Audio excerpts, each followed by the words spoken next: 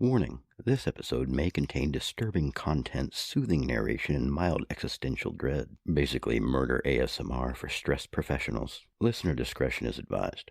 Hell, it might be necessary. There are few things more frustrating than unanswered questions. It's human nature to search for meaning, to ask why, how, what if. But some cases cannot be tied neatly into a bow. Some cases remain punctuated with question marks. And this is one of those cases. A case that could be solved if someone would just stand up and say what they know.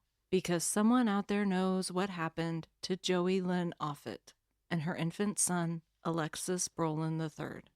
And as next year marks 2 decades since her disappearance, time is running out. Because eventually the person with the answers will be gone, and with them the truth. No resolution, no accountability. Just a permanent ending without closure for the people who need it most. Joey Lynn Offut disappeared in July of 2007. There was a fire, an arson fire. Her infant son was found in the ashes. But Joey and her car were gone. And as investigators worked the case, the evidence didn't answer the questions. It created more. Timelines shifted, witnesses cooperated, and then didn't. Theories surfaced, but none have held. There is a person of interest. And in the absence of answers, the internet has filled the void. Reddit threads, message boards, Facebook groups, people dissecting every detail, trying to piece together what happened and why. So today we're digging into the ashes, separating truth from speculation and fact from assumption. Because Joey Lynn Offut deserves more than question marks, and her surviving children deserve the chance to lay their mother to rest. This is Absence and Ashes, the Joey Lynn Offut case, right here on Crime to Burn. Welcome to Crime to Burn, where we explore the dark, sooty landscape where true crime intersects with arson and criminal negligence. Join us as we sift through the ashes to bring you the story of what really happened.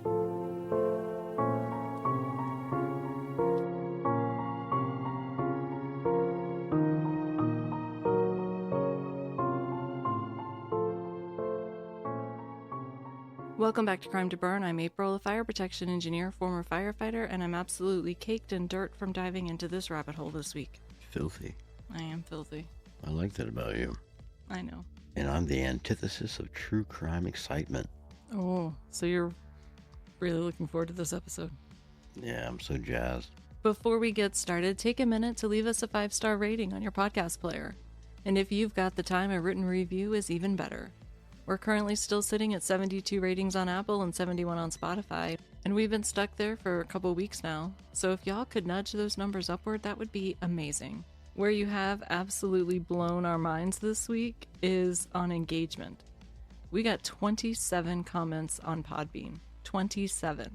Now, most of those are from Jazzy, who has told me that they have officially caught up, so congratulations, Jazzy. You've carried this podcast on your back long enough. The rest of you, I need you to step it up. I believe in you.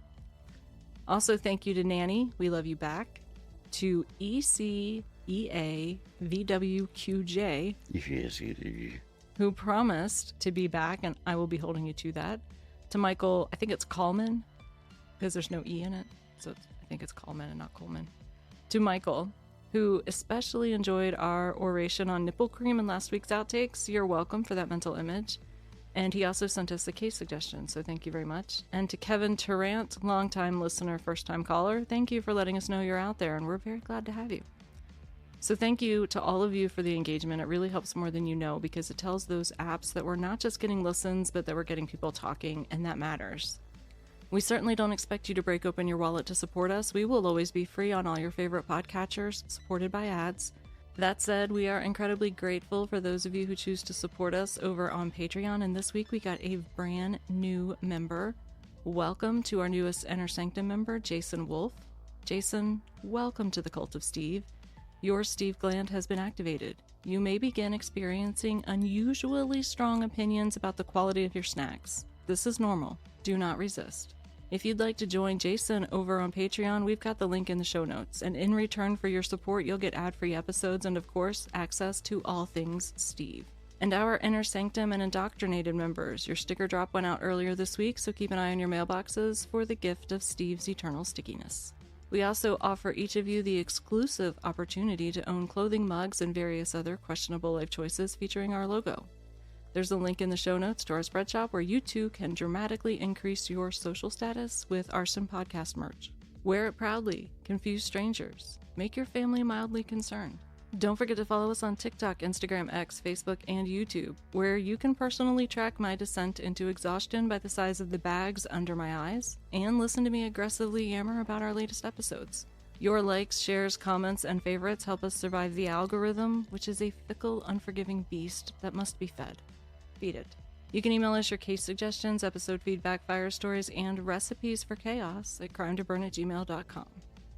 And this week I took a bold, slightly delusional, and deeply optimistic step and entered us for a Signal Award. Yes, you do have to actually nominate yourself. But that means I can now officially say we are an award-nominated podcast, and only you guys know how that happened. I entered us last year, but we didn't get shortlisted. Not even a polite nod, just silence. But this year there's a new category for solopreneur podcasts, which is exactly what we are. I do everything: marketing, merch, research, scripting, editing, no outside help, no consultants, just vibes and a very questionable sleep schedule. I even emailed to confirm we still qualify as a solopreneur podcast with a co-host, and they assured me that we do. So keep your fingers crossed, wear your lucky panties, and manifest aggressively. Because even getting shortlisted is a long shot, but it would go a long way to helping us grow and get this show in front of more people. Now enough blather.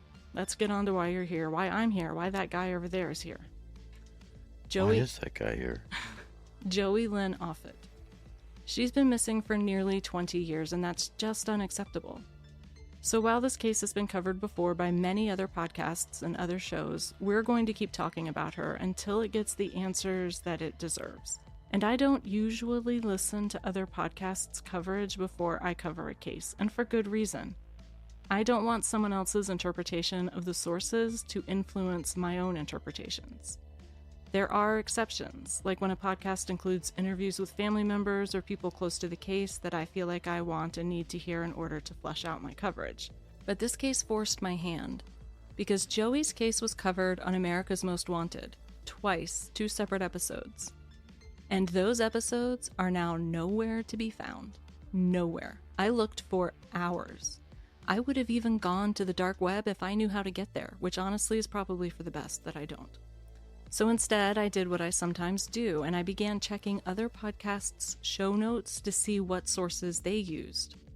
And Crime Junkie had both of those episodes listed as sources. So I skimmed their transcript, not for interpretation, but to see if there were any facts that I had not been able to uncover elsewhere, and there were. And since I went through all of their other listed sources and I didn't find those specific details, I have to assume that those specific pieces came from the America's Most Wanted episodes. So for this episode, I will be referencing Crime Junkie where appropriate, and I'll clearly call out anything that comes from their coverage since I cannot independently verify it. I've also linked their episode in the show notes if you want to hear their take on the case, but I want to be completely upfront about that. I do not want anyone to think that I've corroborated facts that I haven't, or that I'm presenting somebody else's work as my own, because that's not how I do things. All of my sources are in the show notes, and I'm especially careful when it comes to other creators to make sure credit is given when it's due. Now, you'll note that there are also a few YouTube videos that I referenced that are linked in the show notes, but I do want to add a caveat. Just because a source is listed doesn't mean I fully agree with or endorse every conclusion it presents. Some of the takes out there on this case are not what I would call constructive. So think of the show notes as a record of everything I reviewed, but not a blanket endorsement of everything that's included. And finally, there is a documentary on this case from the show Disappeared. It's Season 5, Episode 10, Lost Little Girl, and it is available for purchase on Amazon Video, and it's also linked in the show notes. But I do want to give you a heads up. I watched that episode first, and I walked away with a very specific impression of this case, and then I began digging, and I did not land in the same place. So here's my blanket disclaimer. None of the theories or persons of interest discussed in this episode are established fact. They are speculation. Everything is alleged, and no one is guilty unless and until proven so in a court of law. So nothing presented here should be interpreted as an accusation, and listeners should not attempt to contact, harass, or solicit comment from anyone connected to this case. So here's how we're going to approach this. We're going to follow the case the same way that the investigators did, starting with the fire. We'll walk through how the information unfolded in real time and what was known, when it was known, and how it shaped the investigation. And then we'll step back and look at what witnesses later claimed happened in the lead up to that fire. And then we're going to jump forward, because there are developments and theories and questions that only emerge with time.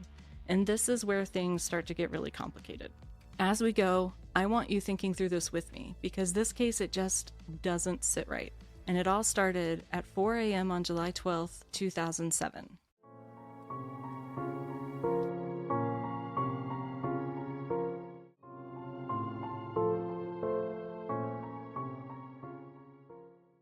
A couple in Sykesville, Pennsylvania, is asleep when they're suddenly jolted awake. Now, some sources say they heard breaking glass, and others say they heard an explosion. Either way, it was enough to pull them out of bed, because at first, they thought there had been a car crash. They run to the window, and what they see is something else entirely. Joey Lynn Offutt's house is on fire. Flames, smoke, coming from the upper floor, so they call 911. The fire department is right down the street. Firefighters arrived quickly, and they said that the fire was coming from the second floor. It appeared to be concentrated in an upstairs bathroom. So they raise ladders and make entry from above and knock the fire down. Now at that point, it looks like they've got it. But when they force the front door open, they find something else. The basement is on fire too, and it's not minor. The floor near the front entrance is already burned all the way through, and this is a red flag. Fires don't jump from a basement to an upstairs bathroom, leaving unburned areas in between. That's the kind of fire pattern that is almost always an indicator of arson, with the one exception being possibly a balloon frame house. Now, in the documentary I mentioned, one of the first firefighters on scene asks the neighbors if anyone is home, and he's told, allegedly, that no, the homeowner isn't there, they've been out of town for a few days. And her car's not there. So they believe that the house is empty, which means they don't do an immediate search and rescue. Instead, they focus on knocking down the fire. And once it's under control enough that it's safe to go in, then they go in and search just to be sure. And what they find at first, they think is a family pet in the upstairs bathtub. But that doesn't really make sense. If the bathroom's on fire and other rooms in the house aren't, why would an animal run into the room with the fire? Why choose the most dangerous place in the house? Unless it didn't choose at all. Maybe it was already dead. But then they learned something else. The homeowner had a 6-week-old baby, and suddenly they realized that the small skeleton in the bathtub, it's not a pet, it's a child. And they have no idea where the homeowner is, no idea where her car is, and no idea how a 6-week-old baby ended up alone in a burning bathroom, or why there were 2 separate fires in the house. And this is where the investigation begins, with nothing but questions. Now, as morning breaks over this scene, fire investigators are working through the wreckage and trying to find answers. And then, police receive a phone call. It's from a man named Alexis Brolin Jr., and he tells them that he is calling to report his girlfriend and their infant son missing. At this point, investigators have already identified the home's resident, Joey Lynn Offut, and her infant son, Alexis Brolin III. So this is the child's father calling to report them missing. So police cordially invite him to come down to the station to file a report. And he does, immediately, straight there, no delay. They don't tell him about the fire when he arrives. They treat him like any other boyfriend reporting a missing person. They ask the standard questions, and this is what they learn. Now keep in mind, everything you're about to hear comes from Alex Brolin Jr.'s account. And we'll get into what holds up and what can be corroborated and what doesn't. But for now, these are just claims. At this point in the investigation, no one knows which of them are true. So, Alexis Brolin Jr. tells the police that Joey Lynn Offut is his fiancée, that they have 2 children together, a 2-year-old daughter and a 6-week-old son. At the end of June, he says that they had traveled to Virginia to visit Joey's family and introduce the new baby to everybody. And when they left, Joey's oldest daughter from a previous relationship stayed behind in Virginia with her grandmother for a few weeks. The idea was that Joey had had a very difficult pregnancy and she was absolutely exhausted in the newborn phase with a toddler and a newborn, and they were trying to give her a chance to rest. So Joey returns to Pennsylvania with the baby and their 2-year-old, and Alexis Brolin Jr. takes the 2-year-old to his home so that Joey can just focus on the newborn and try to recover from the trauma of giving birth and all of the hormones that happen and the exhaustion. That's the arrangement that he describes to police. Now, one detail that's unclear across sources is exactly when he took the 2-year-old to his house. But ultimately, that timing won't change what matters. What matters is that at the time of the fire, the 2-year-old was safe at Alexis's home, and the other child is safe in Virginia with her grandmother, which means only Joey and the 6-week-old baby should have been in the house. Now, he goes on to tell police that on July 3rd, just a few days after returning from Virginia, he went to Joey's house. He says that he bought groceries for her, and then at some point, either one of them or both of them together go out and get gasoline for the lawnmower because he plans to mow her yard. This is going to be difficult. Why? Because we got guys named Alexis, girls named Joey, and I'm already confused. Okay, well, and a baby named Alexis also. I know. And I don't know the gender of the baby. The baby's a boy. Okay, so I'm about to get to the part where I'm going to say that Joey's a girl. Joey's a girl, Joey Lynn. And Alexis is a boy. Alexis is a boy. Okay. And I'm about to get to the part where we're just going to start calling Alexis Brolin by his last name, so it'll make it a little easier. Oh. So he goes on to tell police that on July 3rd, just a few days after returning from Virginia, he goes over to Joey's house, and he said he brought groceries for her, and at some point, either one of them or both of them, depending on what source you look at, they either go together or one of them goes out and gets gasoline for the lawnmower because he had been planning to mow her lawn. Hell yeah. Now, depending on the source, that either happens or it doesn't. One account says that yes, he mowed the grass, but another said that he started but had trouble with the mower and never actually finished. But then he goes inside and he finds Joey bathing baby Alexis in the kitchen sink. Now, Alexis Brolin Jr., and for clarity going forward, we're just going to call him Brolin, he doesn't like this. He tells investigators that the sink was dirty and that he was upset that she hadn't cleaned it before she put the baby in it to bathe it. And he tells police that he confronted her about this and she got really angry. And he wasn't meaning to make her angry, but he said that he knows how she reacts when she's really mad. She just completely shuts down. She stops talking, cold shoulder, silent treatment. So he leaves. He goes home to give her space and lets her cool off. Now, this is July 3rd. The next day is July 4th, and they're supposed to go to Brolin's grandmother's house to watch fireworks, which, for an exhausted new mother in the middle of the July heat while trying to care for a newborn, sounds like an absolute nightmare to me, but I'm sure there's some people that are into that. I am not those people. So July 3rd, that was the last time that he saw her. It is now July 12th when he's reporting her missing. 9 days later. So for 9 days, he says he hasn't seen her, he hasn't spoken to her, he hasn't heard from her at all. Nothing. And that gets the attention of investigators. So now they start to work backwards, building a timeline and trying to understand exactly what happened in those 9 days. So here's what that timeline looks like. Sunday, July 1st, Joey and Brolin returned to Pennsylvania from Virginia where they'd been visiting her mom and sisters. They've got the baby and the 2-year-old. Monday, July 2nd, Brolin said he's working on a website for a client, and so he's not with Joey that day. Tuesday, July 3rd, this is the day he goes to Joey's house. He brings the groceries. He plans to mow the lawn. We don't know whether he does or not. And this day is the day that they have the argument over the baby being bathed in the sink. Now, I want to play a clip here so that you can make an impression of what you think of Brolin. This is a video? Yes. So give me 1 second while I pull it up. Now, this is from that show Disappeared. She was bathing our son in a sink that was dirty, and I didn't appreciate that. I thought the sink should have been cleaned before she gave him a bath. Alexis's comment sparks a disagreement. She don't take criticism too well, even if someone don't view it as being too harsh, you know, even if it's meant to be helpful. Whenever we left, it was not our typical parting. She was upset with me. So what is your initial impression of him? He's the kind of person that doesn't understand the word bathe. Right. Is a verb, and bath is not a verb. Yep. I actually put that in here. Aside from the fact that he says bathing, which makes my teeth itch, what is your impression of this guy? All I can tell you is that I don't like him. I would leave too if I was that chick and he talked to me in that monotone, and Okay. that's my initial impression, but I could be wrong about that.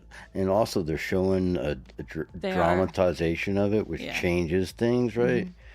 So it's the way it's clipped, just taking his response. I'm trying to just clip that out by itself. All right, I kind of don't like him. I'm going to tell you my initial impression of him. My initial impression was that in his version of events, the way he's describing it, he seems sincere. He doesn't seem exceptionally stressed or nervous. Nothing immediately sets off alarm bells for me. He actually comes across as kind of dopey, not threatening. He's not giving me danger vibes. And that was my initial, just my very first thoughts about him. He's giving me way too, acting too passive. You think he's acting too passive? I think so, yeah. See, he gave me the impression almost like a Forrest Gump type of character. Not Yeah, smart enough. I don't believe that, though. I don't really believe that. Okay. Because of the way he's presenting it. It's not a stupid way to present that. He's being really neutral about a lot of things, or maybe that's not the right word, but... Okay, so... And we're going to go back and listen to one more clip of him in this episode, and so you'll have another chance to see if you still feel the same way.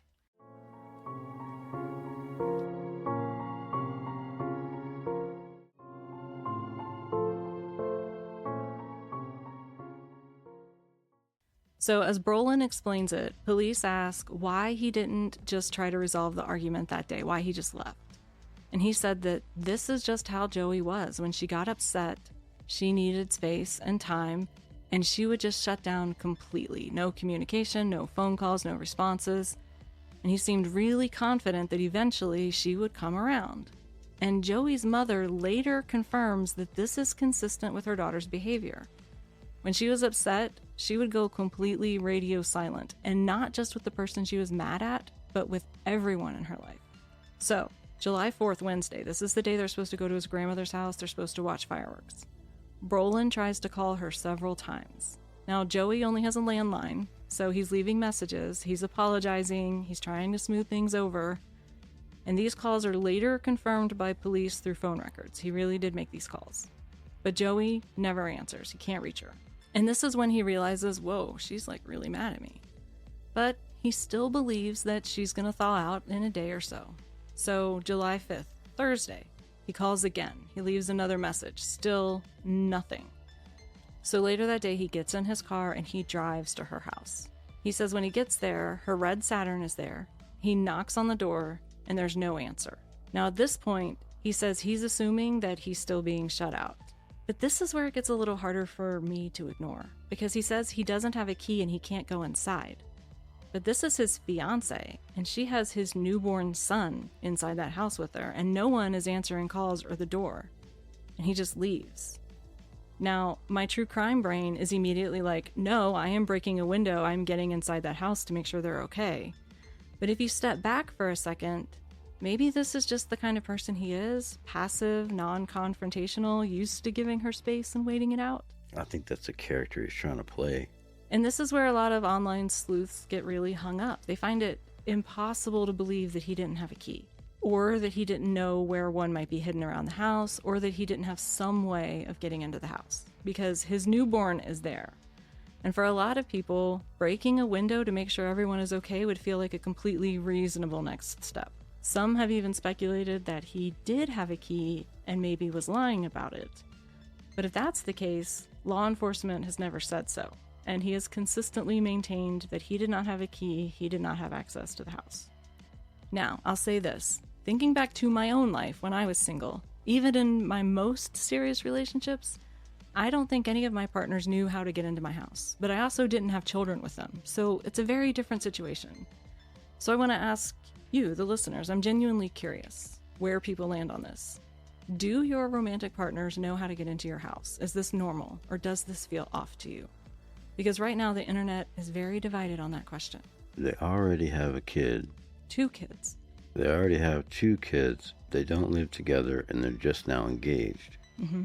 Now, do they have? All right, I just don't know what's going on yet, right? Right. Do they share custody, back and forth? No, because they're together, he just shows up and he'll take the kids. Where is he otherwise? Well, he lives about an hour away. I think 30 minutes to an hour away. I have to double check. He lives in Maryland? No, he lives in Pennsylvania. They both live in Pennsylvania. Just because of the bathing things. Oh, they live in Amish country. Mm. And he takes his daughter to his house sometimes, and sometimes he stays obviously at her house because he's getting her pregnant twice. And there's more information about their relationship that I'm going to reveal as we go through. All right, what does he do for a living? Excellent question. All we know is that all we know at this point is that he doesn't have a regular job. I will fill you in on that as we get there. But I'm trying to dole this out the way that police got it. So that I'm just trying to imagine the reason for the logistics of the relationship, where he's there and here, and there's a lot. Does he have another secret family? There's a lot of really interesting logistics to their relationship that I will reveal as we get there. How many secret families does he have? I don't think he has another secret family. Does he often go out for milk and not come back? I don't think so. So he leaves. And this is where he tells investigators that he is now starting to get frustrated. He believes that she's pushed this far enough that it's time to open the door to let him apologize so they can move on. And he does admit that he was mad. Now, in this particular interview, he qualifies that statement by saying, I was a little mad. I'm mad because you won't let me apologize. Mm-hmm. Well, I think he was more mad that she wasn't responding. Well, like if you had my kid and you weren't responding, like I'd be peeved. Exactly. So I think that being mad but he is just doesn't reasonable. look like he has the capability of being peeved like that. He looks very like calm. a potato. He does look, that is a great description. And keep in mind as we move through this that he is a person of interest in this case, but not a suspect, just a person of interest. And interestingly, some people point to that admission of anger as proof that he probably didn't do anything, because in their view, if he had, he wouldn't have admitted to being upset. Now, I don't agree with that. I think most people who drove nearly an hour to go and check on their partner only to be ignored would feel some level of frustration, especially if they know their baby is supposed to be with this person. Honestly, I would find it way more concerning if he said that he wasn't bothered at all. But the internet has thoughts, and very strong ones, so go ahead and tell us yours in the comments. So now we get to Friday, which is July 6th. 3 days of silence. Brolin calls again and leaves another message, but there's still no answer. And this is where he says that he is now starting to worry. Because according to him, she normally would have thawed out by now, picked up the phone. And he says this is where he starts feeling like maybe something's off. But then he gets a call from Joey's home health nurse. Now, Joey was receiving... Why does Joey have a home health nurse? I'm about to tell you. Joey was receiving state assistance, which included visits from a home health nurse for the baby. And the nurse tells him that she stopped by for their scheduled appointment, but Joey did not answer the door. She looked in the window, and what she saw made her feel uneasy because the car seat was inside, sitting on the floor right next to the diaper bag, and she said she could see some sort of handwritten note on the floor also.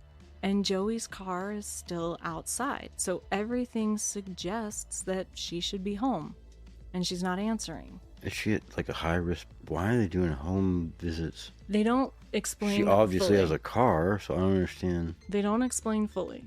All right. So I can't answer that question, but I just know that the nurse was scheduled to stop by. It sounds like weekly. So the nurse broke a window. No. She called the cops. No. She called the FBI. Didn't. She did jack. She called Brolin. So she called Brolin. She tells him, look, the car's here, the car seat's here. She's not answering the door. I'm really concerned. And then she tells him, and the mail is starting to pile up at the front door.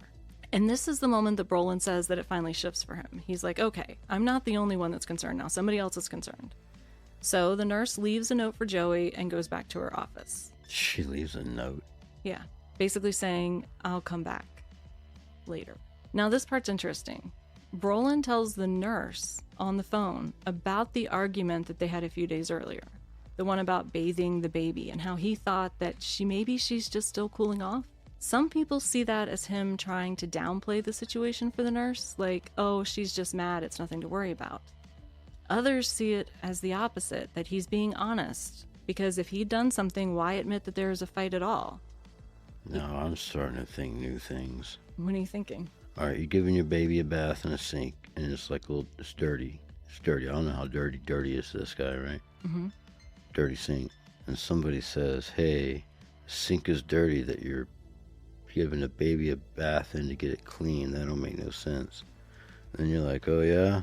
Well, screw you to the moon, and then just take off. That seems disproportionate to the situation. It does. The more I think about it. Yep. So this is where a lot of people on the internet hit a breaking point. They think, this is where you call the police. You break a window. You get inside that house and make sure everyone's okay, if you hadn't already done that.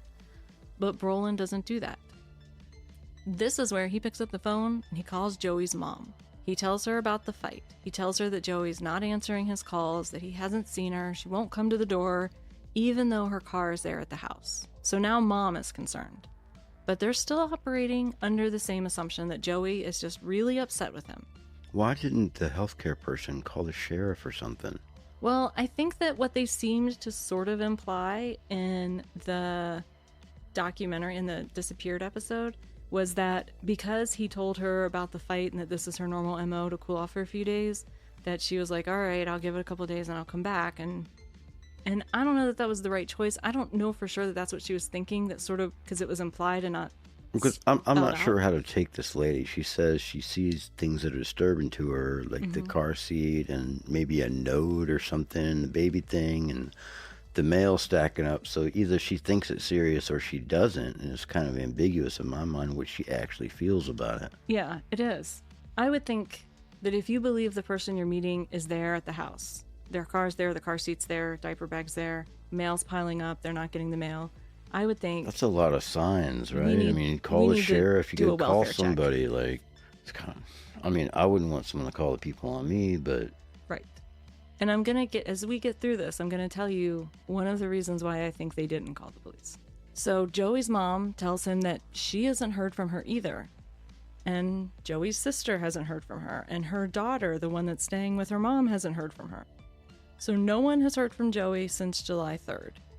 And I think the fact that her mom doesn't immediately jump in the car and drive to Pennsylvania tells us something. Because if this were completely out of character for her, if this behavior didn't fit who Joey was, you would expect a much stronger reaction from her mother. Maybe that's speculation on your part. It is. But it's not what we see. She is concerned, she said, but she is not crossed over into alarmed at this point. So to me, that does give some support to what Brolin has been saying, that it wasn't unusual for Joey to shut down like this and to be completely silent for days at a time. Well, like she's banging a potato. She's willing to accept anything. Oh. So no one seems to think this situation is completely outside the norm, and I feel like that's important context. But personally, I struggle with that. I have absolutely dropped everything and gone home early because you didn't respond to a text fast enough, and I would have gone through that window in hours trying to make sure everything was okay. But that's just me. So I'm trying really hard to step back and look at how they were interpreting this moment through their lens. And the fact that her mom was worried but not alarmed, I feel like tells us a lot. So now we move into the weekend. We get to Saturday, July 7th. He drives by the house at 9:30 a.m. on his way to a family reunion. He gets out of the car and everything is locked up. He can't get in the house. But this time, Joey's car is gone, and it's been there every other time he's been there. So to him, this feels reassuring, he says. He assumes, okay, she's gone out somewhere. She's just not talking to him, but obviously if she took the car somewhere, she's safe. So then Sunday, July 8th, it's now been 5 days since he's seen or heard from Joey or his baby. Why is it obvious that someone's safe because their car's gone? That's what he said. He felt like because she was... I just feel like we kind of breezed over that. Like, oh yeah, everybody thinks that. Well, he said that he thought, oh, well, she's... moving around, so it must be alive. That's a pretty low level of understanding what's going on with your kids and your old lady. And I know I'm telling you that I don't feel like any way that he reacted here in the beginning makes good sense to me. And I'm looking at it through my paradigm. Like, I wouldn't, if I didn't know where you were for that long, I would be like Liam Neeson. Corny? No, I have a certain set of skills. I will find you. I would suddenly become the world's most adept people tracker. It's good to dream about things and have fantasies, isn't it? So anyway, he assumes that she's out somewhere, that she's okay, that she's just still not talking to him, that he really touched a nerve when he criticized her. Then we get to Sunday, July 8th. Now it's been 5 days since he's seen or heard from Joey, or seen his baby. He goes back to the house again. Silence. He calls her from his cell phone, and now he's standing outside and he can hear the phone ringing inside. But that's it. There's no movement, no footsteps, no baby. And now the car is back, so she's supposedly home. And because she was gone the day before, he tells himself, all right, well, she's okay. She's probably just still upset and still not answering. So again, he doesn't force entry, doesn't call the police. Instead, he calls her mom. And he tells her mom what he saw. Hey, her car was gone yesterday. It's back today. She's still not answering. But keep this in mind. All of this is coming from Brolin's account. The car being gone, the car being back. I haven't seen anything indicating that this has been independently corroborated. And because this is still an open investigation, a lot of those records are not going to be publicly available. So as we go through this, remember, claims are not the same thing as facts. And at this point, no one's called police. And her family still backs up what Brolin's been saying, that this kind of behavior wasn't unusual for Joey. Ignoring calls, not answering the door, going completely silent. So with her car gone one day and back the next, the assumption by everyone seems to be it's okay, she's just still upset, and no one wants to overreact. Those were the words that they used in the documentary. This is where my own struggle with this gets more uncomfortable, because yes, this may have been her usual behavior, but she is now the mother of a newborn. And to me, that completely changes the equation. If someone is so upset that they won't even pick up the phone long enough to say, I'm fine, even if they just slam it back down afterwards and they have a 6-week-old baby in the house, that's not something I'm ever going to be comfortable waiting out. That's something that I'm checking on immediately. Now, I want to be very clear. I am not blaming her family. They were operating on information and paradigms that they knew about her behavior. But postpartum depression and even postpartum psychosis are real. When you factor in the newborn, I feel like the cost of being wrong is way too high. I think it's better to risk offending somebody than waiting for answers that could come too late. And this is Brolin's child. He has every right to know that his baby was safe. Who's paying for the house? I'm going to tell you when we get to that, but I'll go ahead and tell you now. The house was bought for Joey by her mother. All right.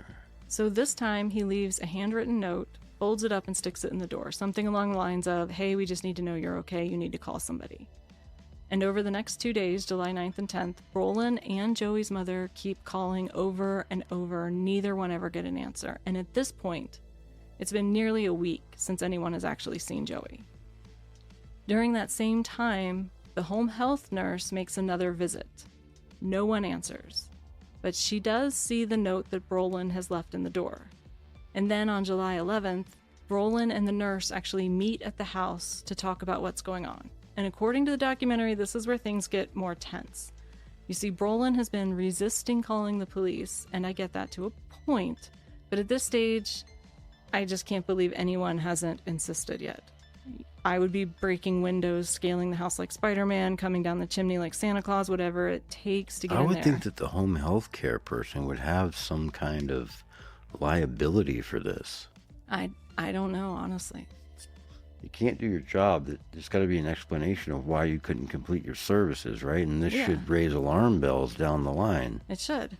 But Brolin apparently is still convinced, at least by his account, that Joey's fine, that she's just upset, and that calling the police could make things worse. And there is a reason he thinks that, and I am going to come back and tell it to you, but police don't know it yet, so I'm not going to tell you yet. But the nurse doesn't seem comfortable with that, finally. And so she pushes him, and basically it's, we absolutely need to make sure your baby is safe. So they agree. He leaves one more note, and this one is different. It's typed and printed, meaning he prepared it before he got there. And it says, you have 24 hours to contact me or your family, or we're calling the police. And this is all still statement from this guy, right? Mm-hmm. We haven't heard anything from the actual healthcare lady. This is all just from this guy's mouth hole. Right. Now, the police are telling us in the documentary what the home health care nurse said, so I believe that the home health care nurse stuff is corroborated. But okay, I can't guarantee it because the way the documentary is presented, it doesn't always make that clear. So he takes this typed note and he tapes it to the front door. And it's at this visit, things really are not adding up. The mail is still piling up. It hasn't been touched since the nurse's first visit. inside the house, the car seat, the diaper bag, everything is in the exact same place she saw it before, which is strange because if Joey had actually left the house and come back, like the car movement seems to suggest, you would expect something to be different, even slightly. You would have expected her to pick up the mail, to put the diaper bag down in a different place, something. But nothing's changed. Everything was exactly the way it was before. Just more notes and more mail now. And then there's the car itself. When they show up on this particular day, the car's not there. It's gone again. So the car seat's in the house, the diaper bag's in the house, car gone. And this observation comes from Brolin and the home health nurse, so this is corroborated. But the car seat's still in the house, which means one of two things. Either Joey left without the baby, or she took him somewhere without a car seat, and neither of those is a very good scenario. But there's no word from Joey overnight, so the next morning, Brolin calls police. So now, he is sitting in the police station, walking them through this entire timeline, not knowing that just hours earlier, her house burned down, and that his infant son's body was found inside. So after they go through the whole timeline, police drop the bombshell and tell him, "You're going to ask something?" He went to the police station, not knowing that only a couple hours previous to his showing up at the police station, that the house had burned down. That's the story.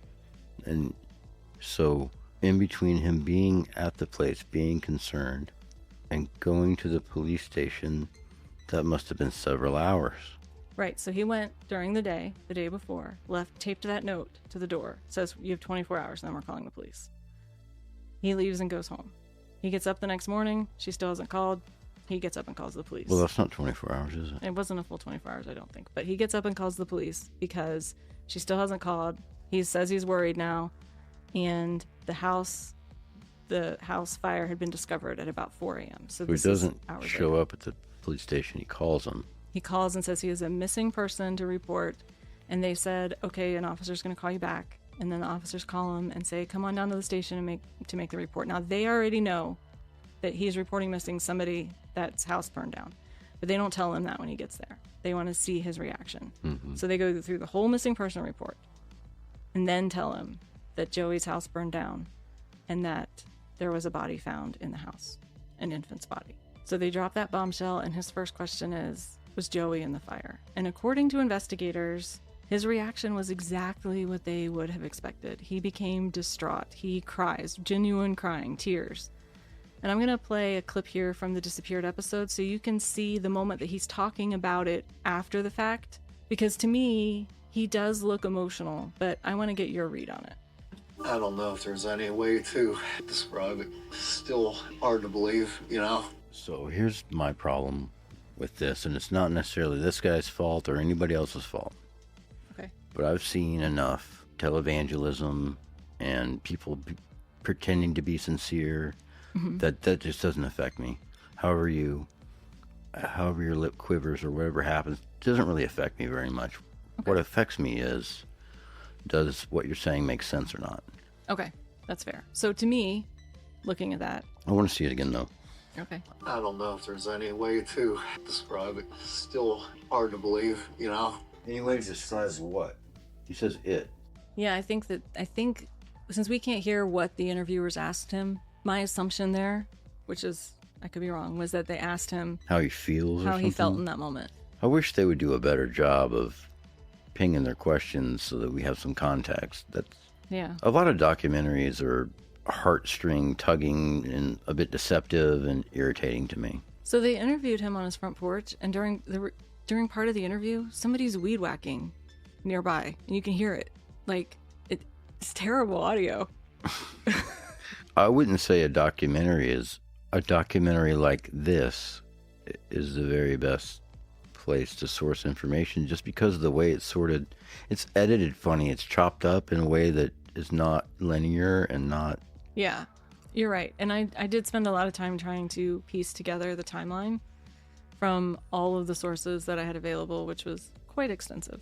But that was the only place I had interviews with him where I could see his face and look at him, and I wanted to. And so I started there. So to me, it looks like he is trying to fight back tears. I see what I perceive as genuine emotion. I think even if you were guilty of something, you could still have those emotions. Absolutely. Now, at this point, it appears that police did not view Brolin as a suspect, at least not outwardly, maybe That inside. can't be true, yeah. But he was a person of interest, which would be standard for anyone who was last known to have seen the victim. That means also suspect. It doesn't, actually. It does in your mind. It does in mine and the minds of your audience and the minds of the police that are saying that you're just a person of interest. Well, a person of interest can also be a witness. Also a suspect. So they ask him to take a polygraph, and he agrees. Now, according to Brolin, when he asked them after the polygraph how he did, they told him that he did well, which doesn't mean What does that even mean? Yeah, it doesn't mean you passed or failed. But even if he hadn't... It's not a SAT, it's... Right. So even if he hadn't done well, this is happening just days, I believe, after learning that his fiancée is missing and his infant son has died. And that is a heightened emotional state that I feel like would affect anyone. And could that affect a polygraph, being in a heightened emotional state like that? I don't know that much about polygraphs, honestly. I don't either. I'm not qualified to comment. If one of you knows, crimetoburn@gmail.com. But beyond that, polygraphs are unreliable even under ideal conditions. So personally, I don't put much weight on that result either way, but in the interest of full transparency, other sources say something different. There are reports that he was later told that either he failed the polygraph or that the results were inconclusive. Maybe he was a grammaton cleric and he just went numb and like he was feeling upset and all the lines were going and he just went numb and all went shoo. Maybe. Now, he was asked later to take another polygraph, and this time he declined after his family advised him not to take another polygraph. And honestly, I cannot fault him for that at all. Given how unreliable polygraphs are and the emotional state he would have been in, I'm not sure there's much to gain for him from taking another polygraph. All I think it could do would be to give police more potential ammunition. Well, I said I'm not qualified to comment on polygraphs, but I think they're kind of hooey. Like I don't really yeah. believe that they're real. Now, I did not intend for this to be a multi-part series, but it's going to be. And there is actually a really good reason for that. When I first wrote this episode, I realized it would be far more compelling to take this case apart in the same way that the investigators experienced it piece by piece. And there is information in this case that is as recent as 2020 that came to light that recently. But for now, this is where we're going to leave it. And this is where we're going to pick up next week because there is one critical detail that we haven't talked about yet. We do not know the cause of death for baby Alexis. His body was badly burned and it could not be determined. But investigators have said that they know he was dead before the fire started.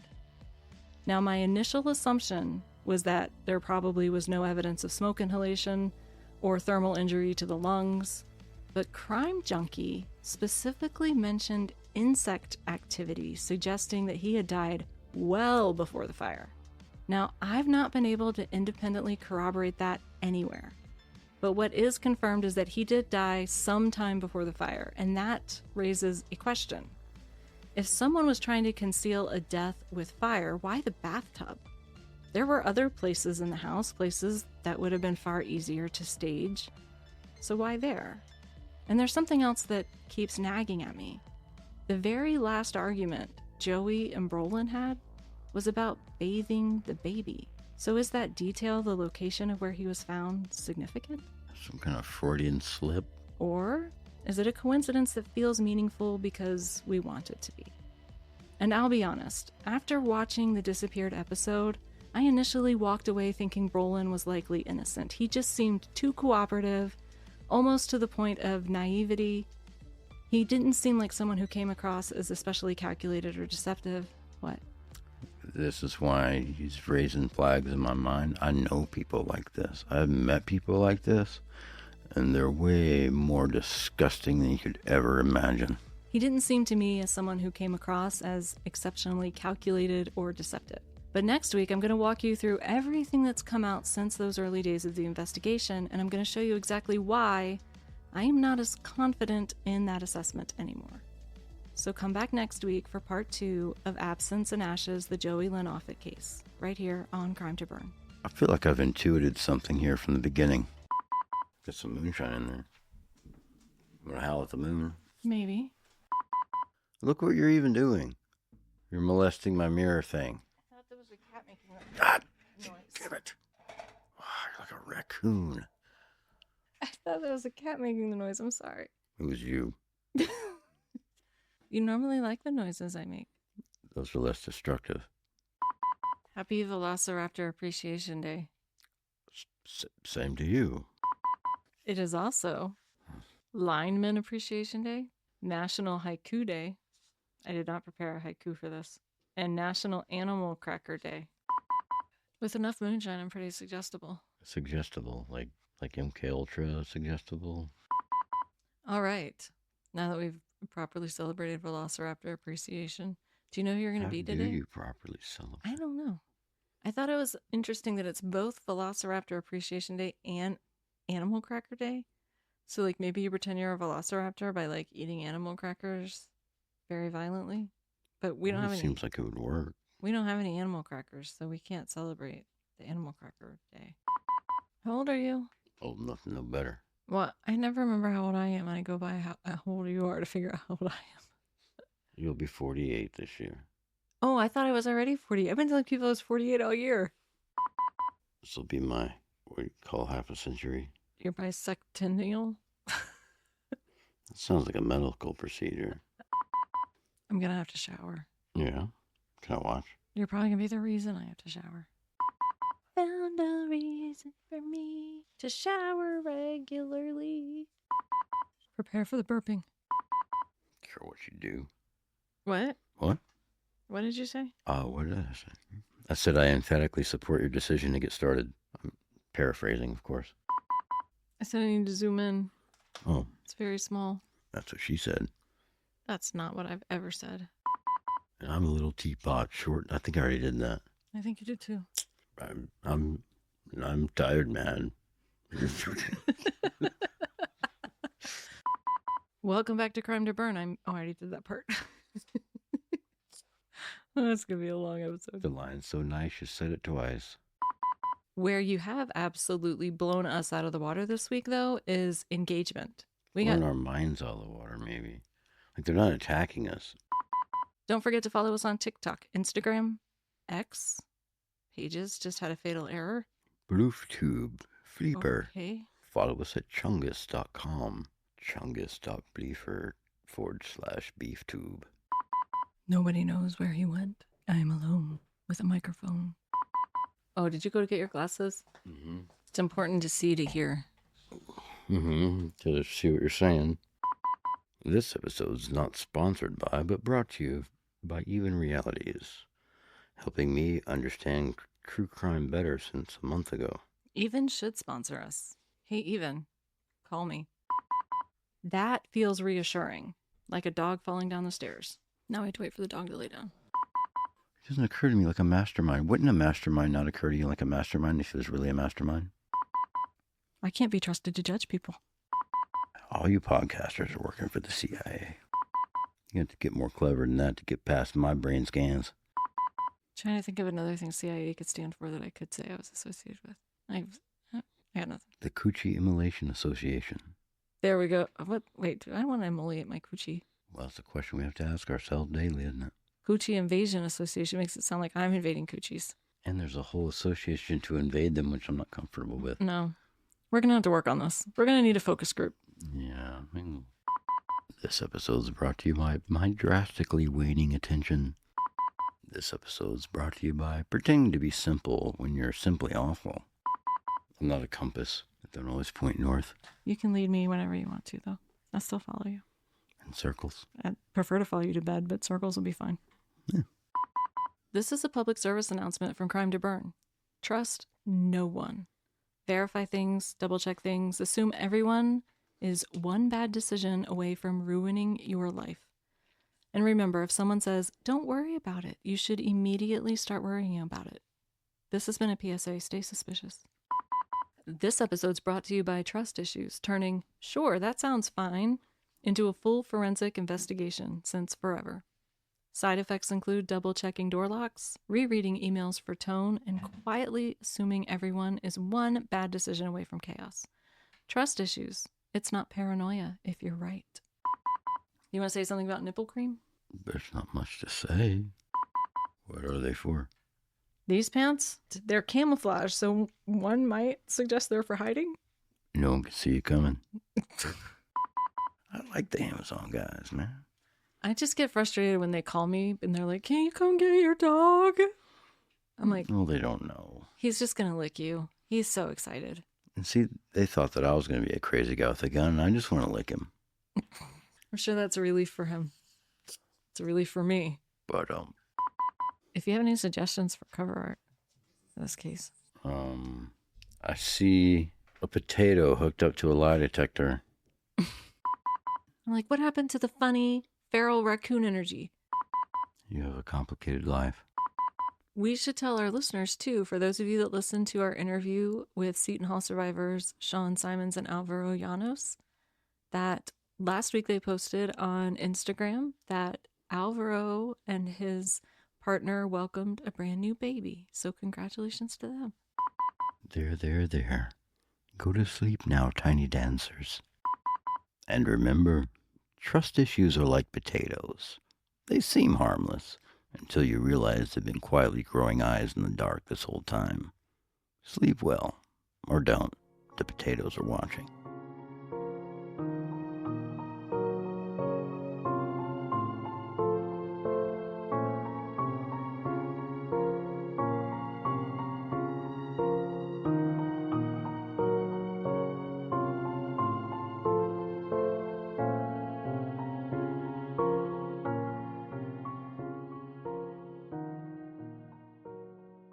Crime to Burn is a production of Crime to Burn, LLC, where we light fires in your brain and not your buildings. All rights reserved. Still spiritually parched after this episode? It's okay, Steve believes in cross-pollination. Here's a trailer for a show we think deserves to infiltrate your ear holes, in a good way. Don't forget to leave a 5-star review before you go. Steve is watching. Hey BC3 crew, and listen, I know you're like, BC3 crew, but listen, yes, if you're here, that means you're part of the BC3 crew. I'm already claiming you. My name is Jasmine C.L. Prince, and I'm here to introduce you to my new true crime podcast, Black Coffee, Crime, and Crochet. Now, I know what you're thinking, another true crime podcast, and I get it. Trust me, I do. But let me tell you why you need to be a part of the crew. For real. We're talking true crime, right? But with a twist. We're covering exclusive cases by Black men and women. And we're talking fraud, scams, and even murder, okay? Murder. And that's your typical gang and drug murders. No. We covering frauds, scams, influencer people just taking people's money for no reason. Y'all remember the PPP stuff? Yeah, we're covering that. That's crazy. So make sure you join me every Tuesday for Black Coffee, Crime, and Crochet. Subscribe now and let's sip, stitch, and spill some true crime tea.